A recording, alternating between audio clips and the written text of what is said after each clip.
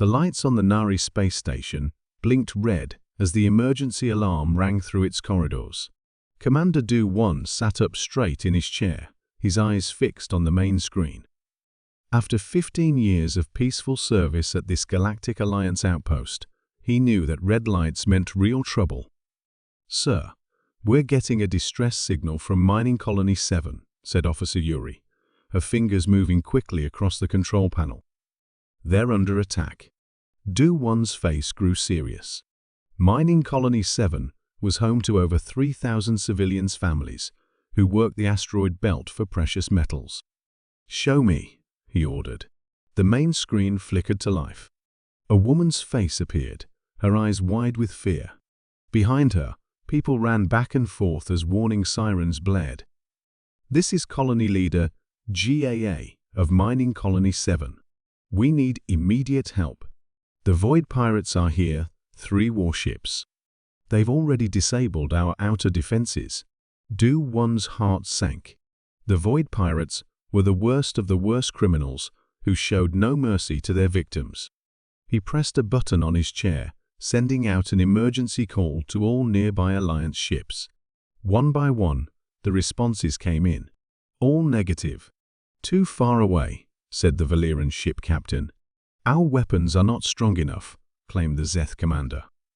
"We cannot risk our crew," stated the Meraxian fleet leader. Do-1 felt anger rising in his chest.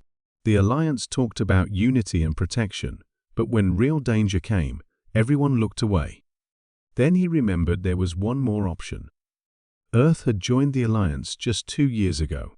Most alien species found humans strange and frightening.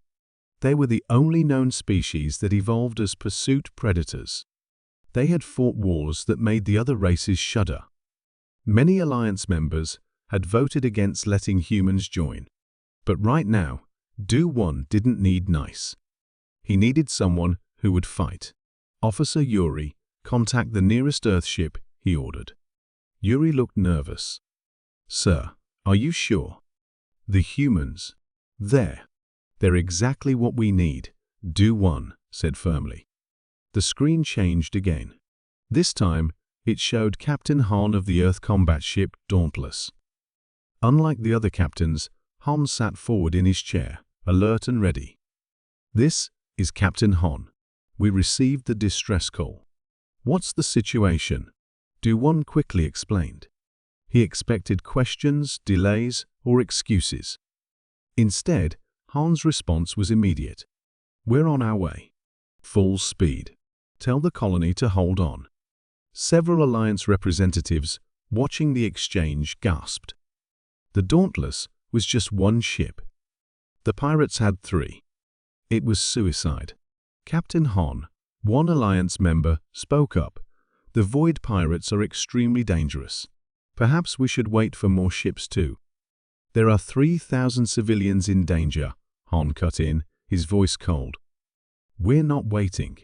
Do-1 watched as the Dauntless changed course, its engines flaring bright as it accelerated to maximum speed. On another screen, GAA was still broadcasting from the colony. Behind her, the first sounds of pirates cutting through the outer doors could be heard. "Help is coming," Do-1 told her. "The humans are coming." GA looked confused. "Humans?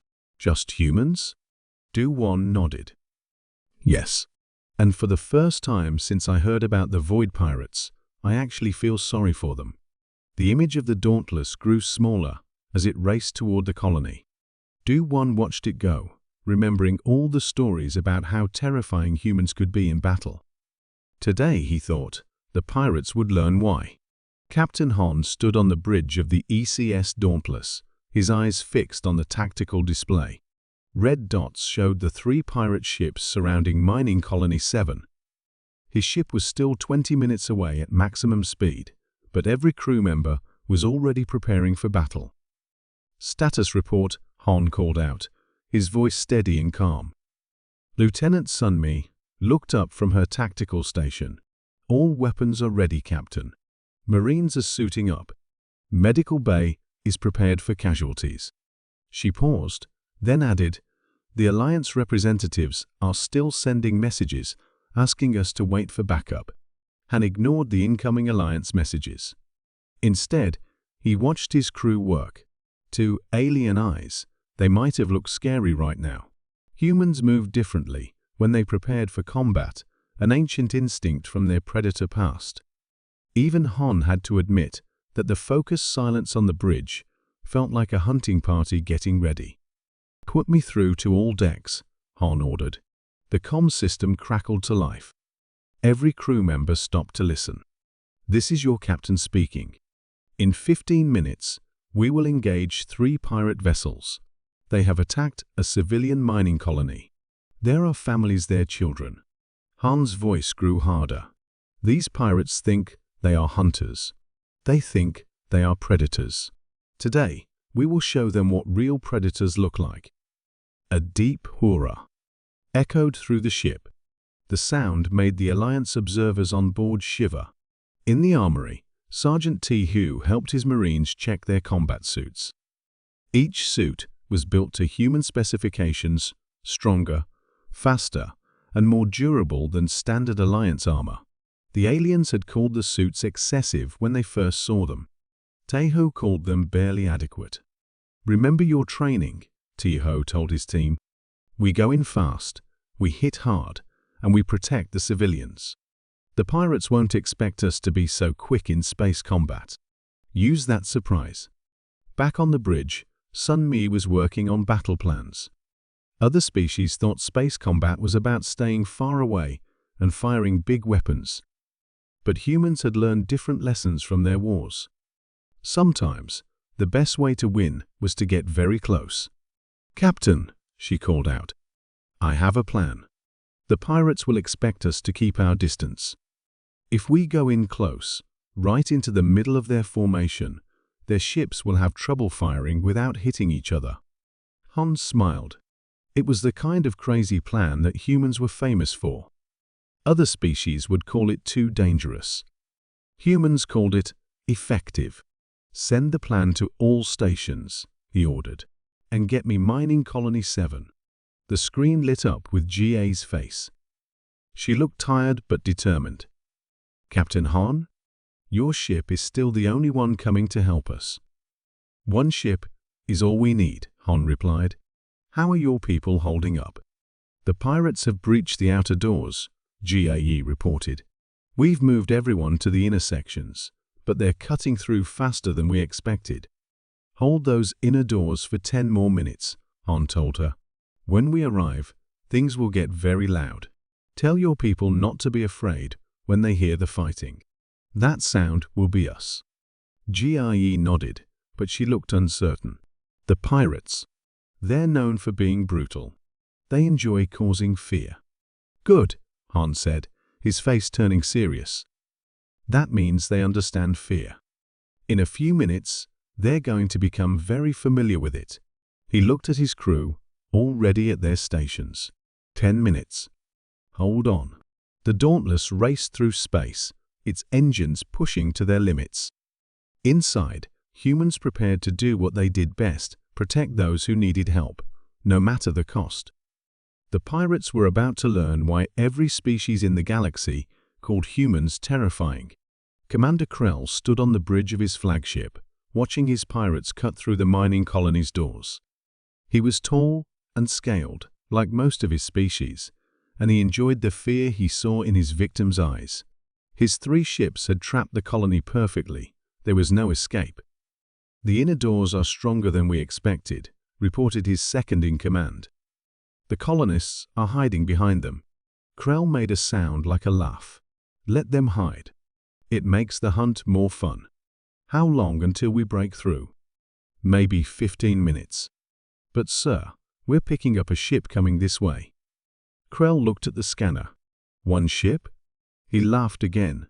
"Show me." The screen lit up with an image of an approaching vessel.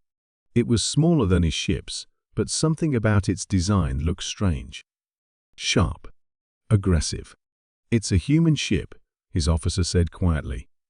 Krell's laugh stopped. He had heard stories about humans.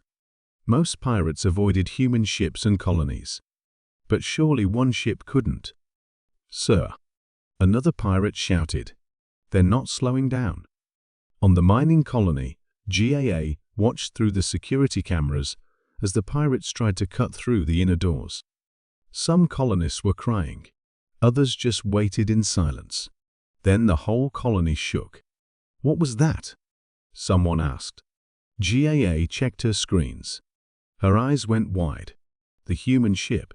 It just flew between two pirate ships at full speed.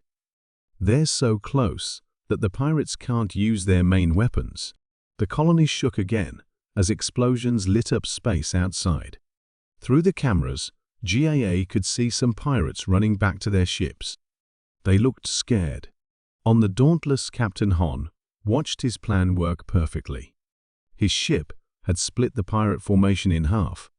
Now the pirates had to be careful not to hit each other with their big weapons. Status report. He called out. Sun Mi responded from her station. Minor damage to our shields. Two pirate ships are trying to turn around, but they're too close to each other. The third ship is backing away. Sir, called another crew member. Commander Krell is trying to contact us. Han nodded. Put him on screen. Krell's scaled face appeared. He tried to look fierce, but Han could see fear in his eyes. This is your only warning, human. Leave now, or we will destroy your ship and kill everyone in the colony. Han's response was calm but cold. I have a different idea. Surrender now, and we won't have to show you why humans are called the most dangerous species in the galaxy. Krell hissed. You dare? We are the Void Pirates. We are feared across. You are feared because you attack those who can't fight back. Han cut him off. We are feared because we protect them.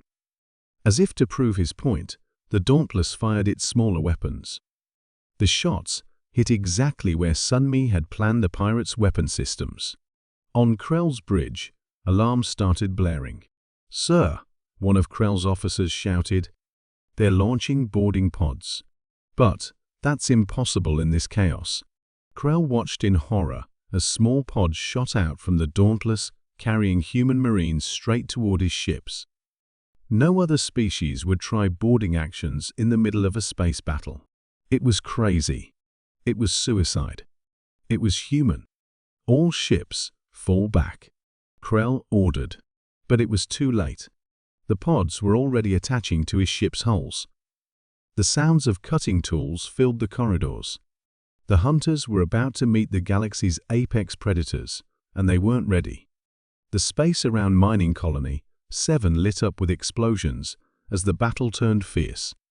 The Dauntless moved like no ship the pirates had ever seen before.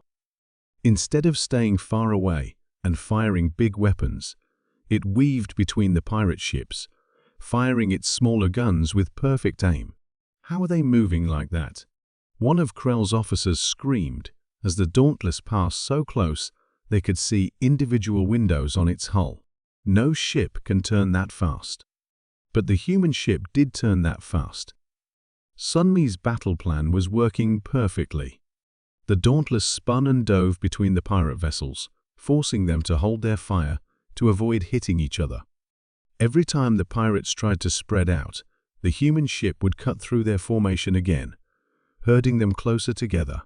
Back on Nari Space Station, Commander Du-1 watched the battle with amazement. The Alliance representatives stood behind him, their mouths open in shock. They're insane, one alien whispered. No sane species fights like this. No, Du-1 corrected him. They're human. This is how they hunted on their world for thousands of years. They chased their prey until it was too tired to fight back. On the Dauntless's bridge, Captain Hon watched as the first boarding pods reached the pirate ships. Sergeant Tae-ho, report status. Dae-ho's voice came through clear and steady. First team has breached the enemy hull. Second team is about to enter. The pirates are trying to stop us, but they've never seen combat suits like ours before. Han nodded. Human combat suits were built differently from alien armor. They were made to let humans run, jump, and fight the way their bodies were meant to. The pirates would learn this the hard way. Inside the first pirate ship, those lessons had already begun. A group of pirates had set up a defensive position in a long corridor, waiting for the humans to come running in. But the humans didn't come running. They came through the ceiling. Dahu's team cut through the deck above the pirates and dropped down behind them. In their combat suits, the humans moved faster than the pirates could turn. The fight was over in seconds. Corridor 7 cleared, Dahu reported calmly. Moving to the bridge. The battle outside was going just as well. Sunmi had predicted exactly how the pirates would try to escape. Now their ships were trapped in the asteroid field near the mining colony. Target their engines, Han ordered. Don't let them run. The Dauntless's guns fired again and again, each shot hitting exactly where Sunmi aimed them. One pirate ship lost power to its main engines. Another spun out of control as its steering systems failed. On the mining colony, GAA and the colonists watched through their cameras as the battle unfolded. Some of the younger aliens had started cheering every time the Dauntless made another impossible move. "I don't understand," one colonist said. "Everyone says humans are scary, but they're saving us." GAA smiled. "Maybe that's why they're scary. They'll do anything to protect others, even fight 3 ships at once." Suddenly, Krell's voice boomed over all channels. "Enough? We still have more ships than you, human. You can't win this fight." Captain Han's reply was simple. "We're not trying to win a fight, pirate. We're hunting you. There's a difference." He turned to his crew. "All teams, execute next phase. Show them why humans don't need numbers to win." The battle was about to enter its most intense phase, and the pirates were about to learn why humans were considered the most terrifying warriors in the galaxy.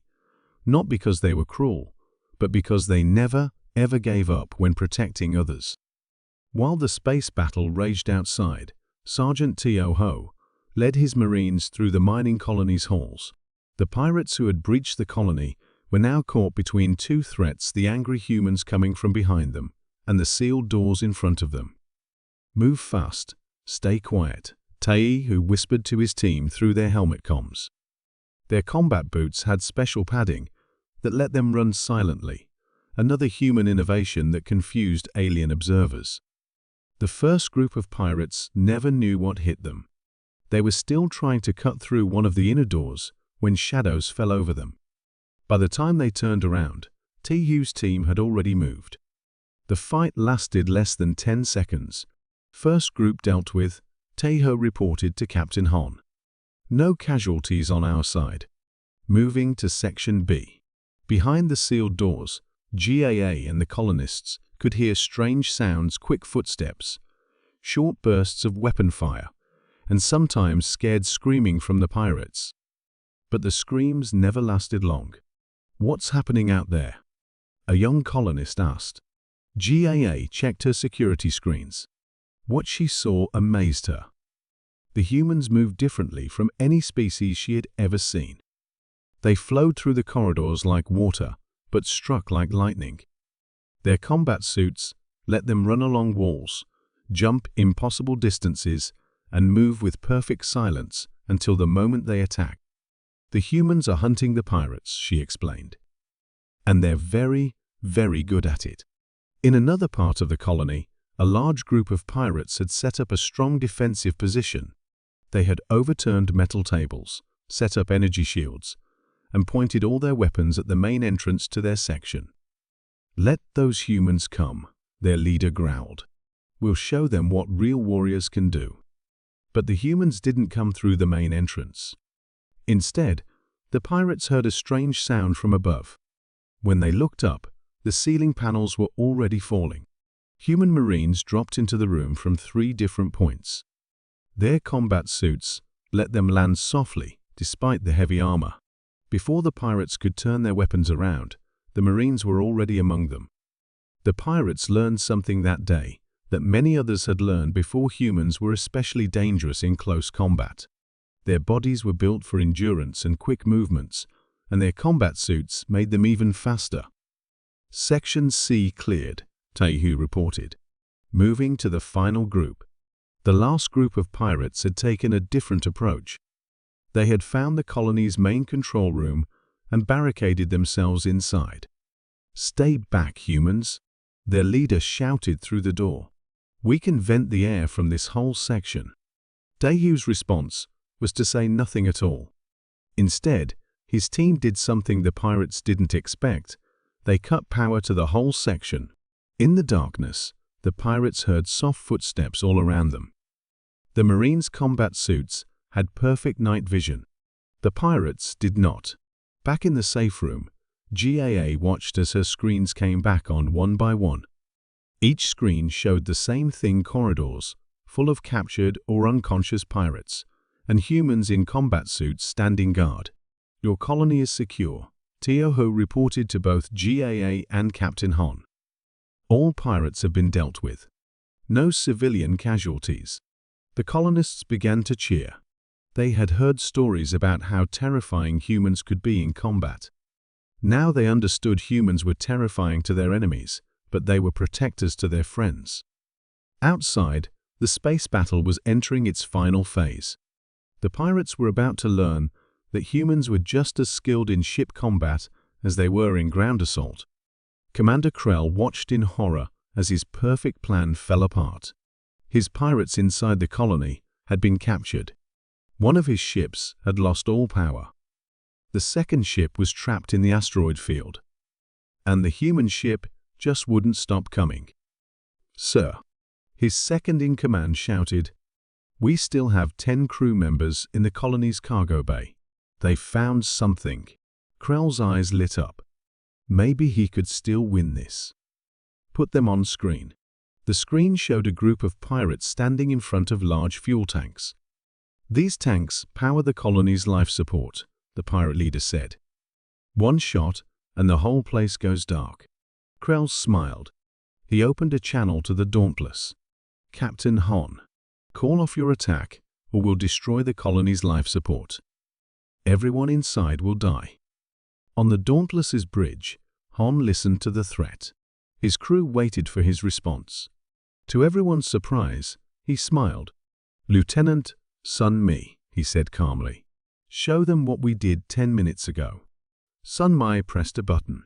Every screen in the colony and on all ships suddenly showed the same image: a team of human engineers in spacesuits, quietly floating near the colony's backup life support systems.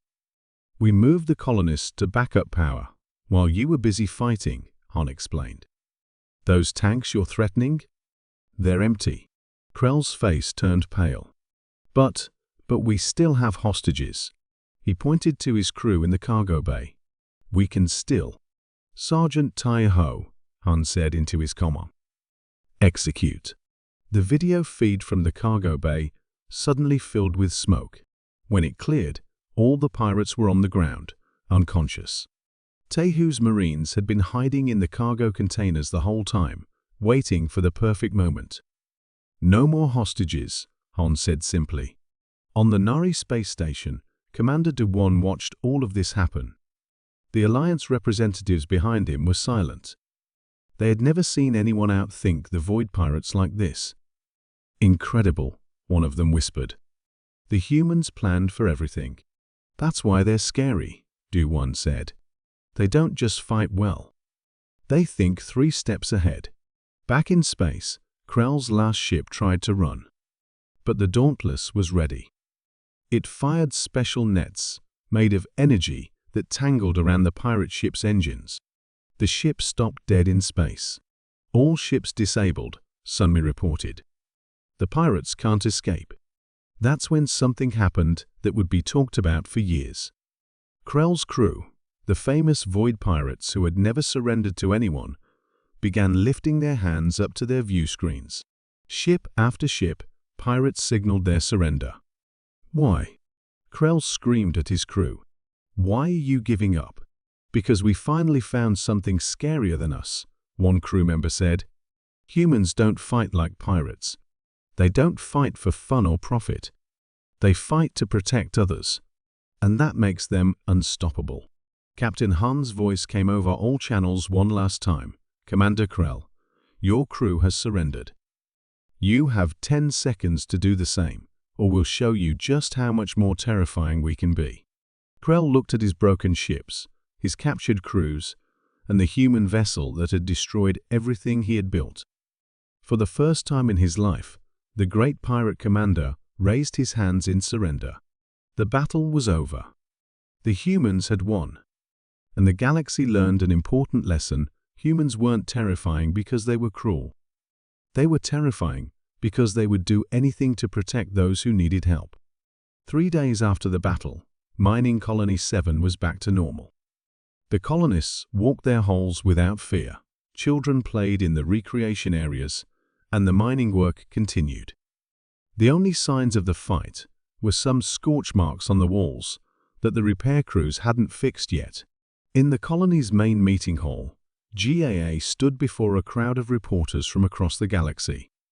Everyone wanted to know about the humans who had defeated the infamous Void Pirates. "Weren't you afraid when you heard only humans were coming?" one reporter asked. GA smiled. "At first, yes. We had all heard stories about how terrifying humans could be. But now we understand something important: humans are only terrifying to those who harm others." On the Nari space station, Commander Dewan was having a similar conversation with the Alliance Council. The large screen showed representatives from 20 different species, all wanting to discuss what had happened. "One human ship defeated 3 pirate vessels," a council member said in amazement. "And their marines captured over 50 pirates without a single civilian casualty. More importantly," Dewan added, "they came when no one else would. They didn't wait for backup. They didn't ask for payment.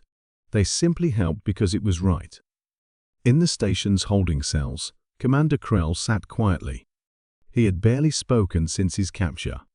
But today, he had a visitor, Captain Han. "I don't understand," Krell said quietly. "Your ship was outnumbered. Your marines were outgunned. By all normal logic, you should have lost." Han leaned against the cell wall. "You're right, by normal logic, we should have lost. But humans don't fight with normal logic. We fight with everything we have when we need to protect others." "Is that why everyone fears humans?" Krell asked. "No," Han replied. "Everyone fears humans because we will never stop. We hunted our prey for days on our home world. We chased them until they couldn't run anymore. When we fight to protect others, we use that same determination." Back on the colony, Sergeant T. Ho was helping repair crews fix the last of the damage. Some children followed him around, asking questions about his combat suit and how humans fought. "But why did you help us?" one child asked. "We're not human." To Ho knelt down to look the child in the eyes. "On Earth, we have a saying: the only thing necessary for evil to win is for good people to do nothing. We help because we can. Because we should." The news of the battle spread quickly through the galaxy. Some focused on how the humans had outfought the pirates. Others talked about their clever planning. But the colonists told a different story. They talked about how the humans had protected them, comforted scared children, and helped rebuild after the fight. A month later, Commander Du-1 sat in his office, looking at a new report.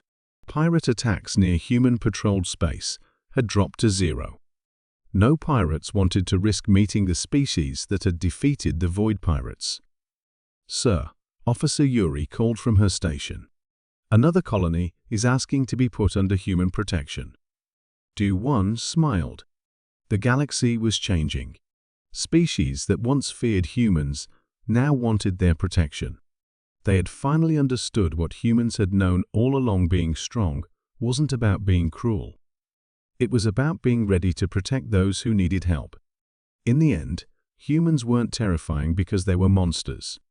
They were terrifying because they would face any monster, fight any battle, and overcome any odds to protect others. And that, Du-1 thought, was exactly the kind of terrifying the galaxy needed.